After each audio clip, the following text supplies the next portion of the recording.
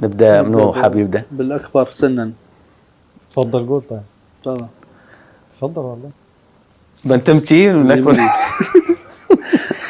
خلي الموضوع بسيط عادي، دردشة عادية يعني، لا تاخذوننا لقاء تلفزيوني. لا هو موضوع لا السينما الفشل، السينما الإماراتية ما نحدد السينما طيب الإماراتية. احنا لا نبغى نقول هل الافلام الاماراتيه اللي نزلت الفتره الاخيره ولم تلقى النجاح في دور العرض، هل في مشكله في الافلام؟ شو سبب؟ هل فعلا في فشل الافلام الاماراتيه؟ في فشل. طيب لكن الفشل ما خصصنا السينما الإماراتية.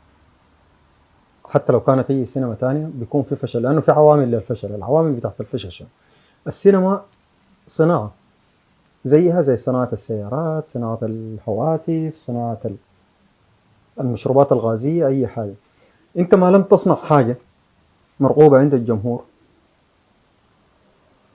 بتخسر، فبتعتبر دي تجربة فاشلة. ما لم تصنع حاجة بكواليتي حلوة ومعايير حلوة بتفشل. بتكون عندك جهات ممولة لصناعتك، الجهات الممولة لصناعتك دي بتفقد الثقة ما بينكم، فما بكون عندك تمويل. فبتضطر لأنه أنت بدل تعمل بيبسي مثلا وتعلبه في علب زي دي كده، بتضطر تعمل بيبسي وتعبي فيها أكياس، فما في حد حيشتري منها. زيه زي السينما الإماراتية اللي هي فشلت ليه؟ فشلت لأنه فقدت من وجهة نظري أنا، وأنا نظري ضعيف أصلا يعني، ما تأخذها 100%.